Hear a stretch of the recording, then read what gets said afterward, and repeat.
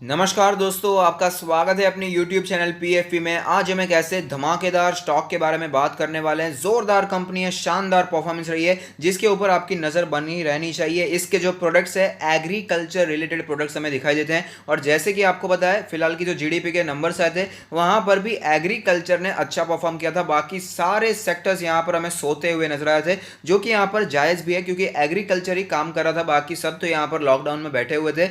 Agriculture से related जितने भी स्टॉक्स हैं, बहुत ही हमें तेजी से ऊपर जाते हुए नजर आ रहे हैं। और यहां पर भी तेजी जरूर देखने को मिली। यहां पर हमने फायदा भी उठाया था, लेकिन वापस हमें स्टॉक नीचे आता हुआ नजर आ रहा है। तो इस पर नजर बनाकर रखिए, वापस इसमें हमें बाइंग अपॉर्चुनिटी मिल सकती है। तो कौन सा स्टॉक्स है, कैसे फंडामेंटल्स है, इन सभी चीजों के बारे में बात करेंगे। लेकिन उससे पहले अगर आपने चैनल को सब्सक्राइब नहीं किया है तो प्लीज सब्सक्राइब कीजिए और रेगुलर अपडेट्स पाने के लिए नोटिफिकेशन बेल को प्रेस कीजिए। साथ ही साथ टेलीग्राम चैनल को भी ज्वाइन कीजिए, जिसकी लिंक डिस्क्रिप्शन बॉक्स में दी गई है। तो आप देख सकते हैं, कंपनी का नाम आपके सामने है, एस्ट्रल पाइप्स, एस्ट्रल पॉलिटेक्निक। लेकिन नाम सुनकर अगर चले जाएंगे तो आपको पता नहीं चलेगा लॉजिक क्या है, क्यों यहाँ पर इन्वेस्ट करना चाहिए, क्या इससे भी बेहतर कंपनीज दिखाई देती है सेम सेक्टर में। नहीं, इन सारी चीज़ों को अगर जानना है तो वीडियो को कंटिन्यू देखना पड़ेगा। यहाँ पर आप देख पाएंगे अलग अलग एप्लीकेशन हमें यहाँ पर दिखाई देते हैं। प्लम्बिंग है, सीवरेज एंड ड्रेनेज है, एग्रीकल्चर है, देख पाएंगे एग्रीकल्चर में भी काफ़ी अच्छा कामकाज करती है एस्ट्रल पाइप्स। साथ ही साथ सरफेस ड्रेनेज है, इंडस्ट्रियल है, फायर प्रोटेक्शन है, केबल प्रोटेक्शन है, अर्बन इंफ्रास्ट्रक्चर है, इंसुलेशन है। तो ऐसा ही नहीं है कि सिर्फ और सिर्फ एक ही एप्लीकेशन बेस्ड ये पाइप बनाती है, अलग अलग एप्लीकेशंस में हमें यहाँ पर यूजफुल है। तो आप देख पाएंगे लगभग हर एक सेक्टर में ये कामकाज करती है, हर एक सेक्टर के में पाइप्स ये सप्लाई करती है। आप देख पाएंगे इंडस्ट्रियल में भी है, फायर प्रोटेक्शन में भी है। तो काफी ज्यादा फैला हुआ कामकाज नजर आता है और अपने सेक्टर में काफी अच्छा नाम है। इसका ब्रांड नेम जो हमें दिखा देता है वो भी काफी ज्यादा अच्छा दिखाई देता है। तो मैं आपको एनकरेज करूंगा कि आप भी इसकी वेबसाइट को विजिट कीजिए, इसके जो एप्लीकेशन है उसे पढ़ने की कोशिश कीजिए, जिससे आपको पता चलेगा कंपनी कैसा कामकाज करती है, क्या ये अच्छी तरीके से सारे कामकाज कर पाती है, नहीं क्या प्रोडक्ट रेंज है, ये भी आपको पता चलेगा। फंडामेंटल एनालिसिस को आगे बढ़ाते हैं। आप देख पाएंगे एस्ट्रल पॉलिटेक्निक एक मिड कैप कंपनी है, जिसका मार्केट कैप 18,000 करोड़ के आसपास का है। लास्ट ट्रेडेड प्राइस है 1208 रुपीज़, जो कि हमें 1.37% नीचे दिखाई देता है। अगर बात करें यहाँ पर रिटर्न्स के प्रोफाइल के बारे में, तो एक हफ्ते में स्टॉक ने 11% के पॉजिटिव रिटर्न्स बनाकर दिए हैं। एक महीने की बात करें तो 8.5% के पॉजिटिव रिटर्न्स हैं। वो एक साल के बारे में बात करें तो 5% के आसपास की पॉजिटिव रिटर्न्स दिखाई देते हैं। और अगर बात करें 5 ईयर्स के बारे में, तो मल्टी बैगर रिटर्न्स देखने को मिल रहे हैं। 255% के पॉजिटिव रिटर्न्स बना कर दिए हैं। यहां पर की मैट्रिक्स के बारे में बात कर लेते हैं। पीई रेशियो है 73.19, जबकि सेक्टर का पी रेशियो हमें दिखाई देता है 26.93। तो आप देख पाएंगे यहां पर साफ साफ हमें दिखाई देता है कि पी रेशियो सेक्टर के पी से काफी महंगा है। और अगर बात करें सेक्टर के प्राइस टू बुक रेशियो के बारे में, तो वो है 2.73। तो प्राइस टू बुक रेशियो दिखा देता है 11.97। तो यहां पर भी ओवर वैल्यूएशन, प्रीमियम वैल्यूएशन दिखा देता है। डिविडेंड यील्ड के बारे में बात करें तो 0.08% की डिविडेंड यील्ड हमें यहां पर दिखाई देती है, जबकि सेक्टर का डिविडेंड है 1.43%। तो यहां पर भी आप देख पाएंगे डिविडेंड भी हमें पीछे रहता हुआ नजर आता है, उसके बावजूद इसका वैल्यूएशन काफी ज्यादा महंगा दिखाई देता है। तो यहां पर करंट मार्केट प्राइस पे हमें थोड़ी खरीदना है, यहां पर थोड़ा सा वेट करना है, कौन से लेवल्स पर खरीदना है वो भी हम बात करेंगे। और यहां पर क्यों इतना ज्यादा महंगा वैल्यूएशन हमें दिखाई देता है उसके बारे में भी पूरी चर्चा करेंगे।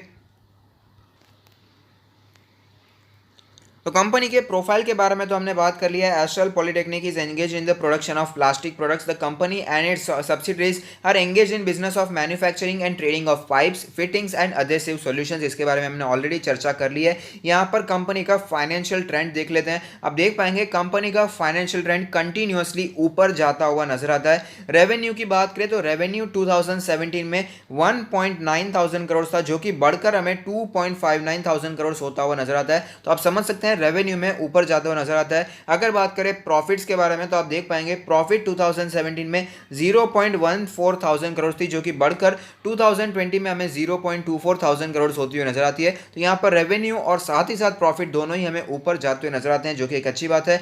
फाइनेंशियल स्टेटमेंट्स को भी पढ़ लेते हैं। इंडस्ट्री की रेवेन्यू ग्रोथ है 8.2%, जबकि एस्ट्रल पॉलिटेक्निक की 12.57% है, बहुत ही अच्छी बात है। मार्केट शेयर पिछले 5 सालों में बढ़ चुका है 4.78% से 5.79% हो चुका है। अगर बात करें यहाँ पर इसके ग्रोथ व्यू के बारे में, जिससे हमें पता चलेगा अलग अलग फाइनेंशियल ईयर्स के हिसाब से इसने कैसा परफॉर्मेंस बनाकर दिया है, तो आप देख पाएंगे हर बार हमें पिछले फाइनेंशियल ईयर के मुताबिक अच्छा परफॉर्मेंस दिखाई देता है और ग्रोथ वाली कंपनी हमें दिखाई दे रही है। शेयर होल्डिंग पैटर्न के बारे में बात करें तो आप देख पाएंगे टोटल प्रमोटर होल्डिंग है 55.74%, म्यूचुअल फंड के पास है 8.33%, डीआईआईस के पास है 9.04%, एफआईआईस के पास है 19.41% और अदर पार्टीज यानी हमारे आप जैसे लोगों के पास है 15.79%। यहाँ पर आप देख पाएंगे प्रमोटर्स की होल्डिंग भी काफ़ी अच्छी दिखाई दे रही है और साथ ही साथ सबसे राहत वाली बात तो यह है कि यहाँ पर एक भी प्रमोटर का शेयर यहाँ पर प्लेस दिखाई नहीं देता है। फंडामेंटल एनालिसिस में आगे बढ़ते हैं। आप देख पाएंगे ऑपरेटिंग मार्जिन का परसेंटेज है 13.46%, नेट प्रॉफिट मार्जिन है 9.74% जो कि पिछले साल के मुताबिक हमें यहाँ पर ऊपर जाता हुआ नजर आता है। तो परफॉर्मेंस हमें यहाँ पर दिन ब दिन सुधरता जा रहा है, अच्छी बात है। अगर बात करें यहाँ पर रिटर्न रेशियोज के बारे में तो ROE 16.5 है जो कि पिछले साल से सुधर चुका है, अच्छी बात है। ROCE 20.79 है जो कि 21.09 हमें दिखाई देता है, यहाँ पर थोड़ी सी गिरावट देखने को मिलती है। रिटर्न ऑन एसेट्स बढ़ते हुए नजर आ रहे हैं, अच्छी बात है।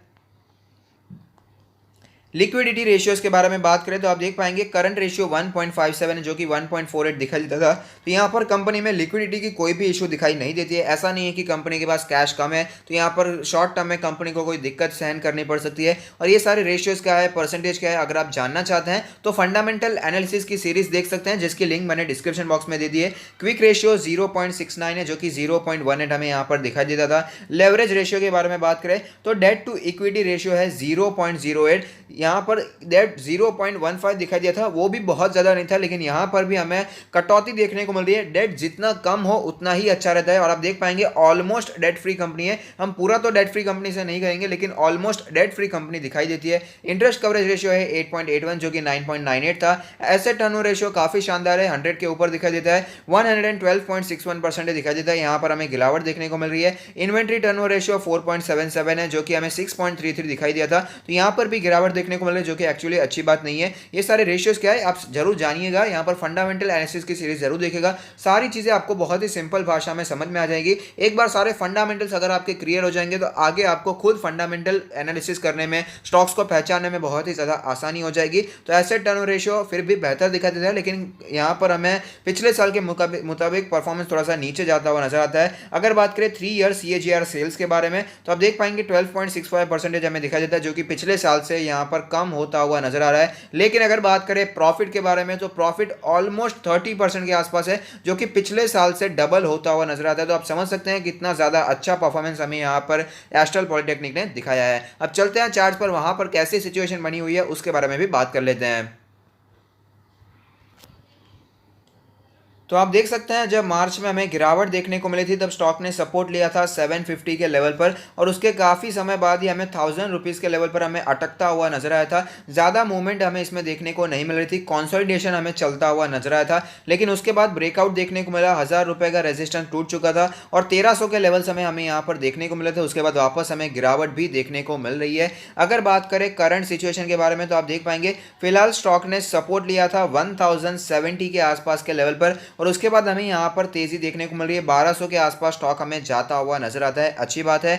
यहाँ पर अगर बात करें इसके ऑल टाइम चार्ट के बारे में जहां पर एक कैंडल 1 मंथ को रिप्रेजेंट करती है जिससे हमें पता चलेगा कि कैसा मूवमेंट स्टॉक ने बना कर दिया है। तो आप देख पाएंगे इसमें धमाकेदार रिटर्न्स हमें बना कर दिए हैं, स्टॉक ने मल्टी बैगर रिटर्न्स बना कर दिए हैं। यहाँ पर बीच में 2 सालों तक हमें ज़्यादा मूवमेंट देखने को नहीं मिलती, कंसोलिडेशन देखने को मिला था और जनरली ऐसा ही होता है। जो small cap mid cap category के स्टॉक्स होते हैं वहाँ पर एक तेज़ी देखने को मिलती है, उसके बाद हमें कंसोलिडेशन का जोन चलता हुआ नजर आता है और वापस हमें यहाँ पर तेज़ी कंटिन्यू रहती हुई नजर आती है। तो यहाँ पर हमें कंसोलिडेशन का जोन देखने को मिला था। उसके बाद आप देख पाएंगे जो सपोर्ट का जोन रहा है हमेशा 20 मंथ्स का EMA जो फिलहाल कैलकुलेट होकर आता है 1030 के आसपास का लेवल। ये जो लेवल है 1030 या 20 मंथ्स का EMA जो एवरेज हमें यहाँ पर दिखाई देता है उसी के आसपास स्टॉक बार बार सपोर्ट लेता है और वापस हमें तेजी कंटिन्यू भी दिखाई देती है। लेकिन मार्च के क्रैश में गिरावट कुछ ज्यादा ही हो चुकी थी और 50 मंथ्स का ये में एज ए स्ट्रॉन्ग सपोर्ट दिखाई दिया था जो कि उस समय 750 के आसपास कैलकुलेट होकर आता था। उसके बाद हमें तेजी भी अच्छी देखने को मिली है और यहां पर इस तेजी का हमने फायदा भी उठाया है। हमने यहां पर 3 बार बाइंग की थी।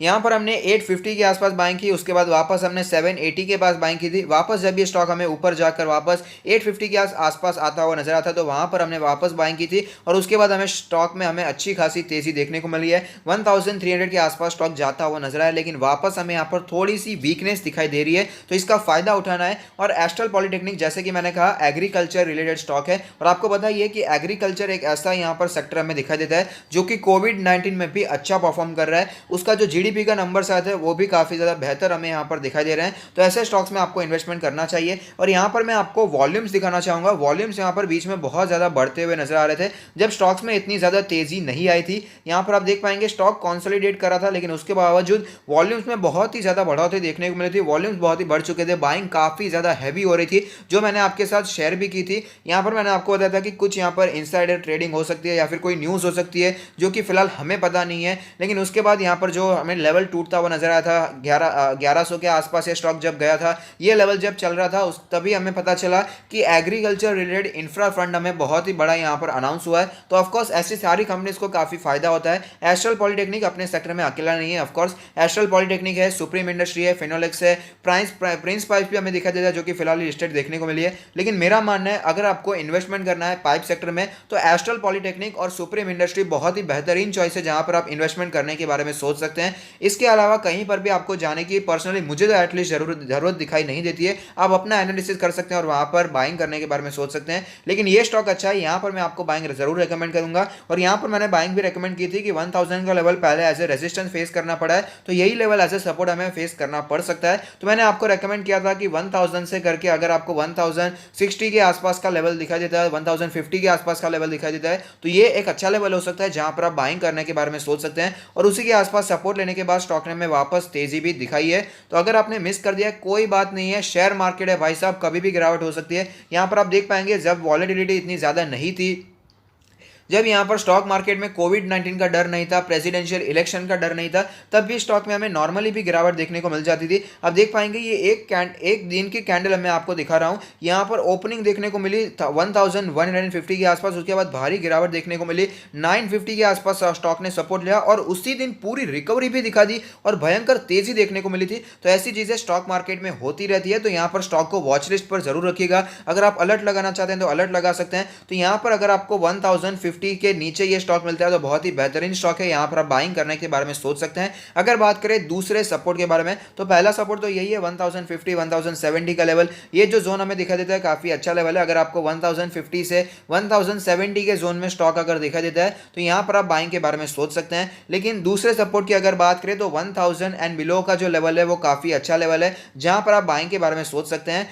सीधी बात हो, अगर सीधी बात करें तो यहाँ पर जो 3 फिगर में अगर आपको स्टॉक दिखाई देता है, अगर आपको 3 डिजिट में स्टॉक दिखाई देता है तो वहां पर आप बाइंग शुरू करने के बारे में सोच सकते हैं। तो अगर आपको ये वीडियो पसंद आता है तो लाइक कीजिए, शेयर कीजिए, कमेंट कीजिए, सब्सक्राइब कीजिए और मुझे मोटिवेट कीजिए। Thank you, stay happy, happy investing.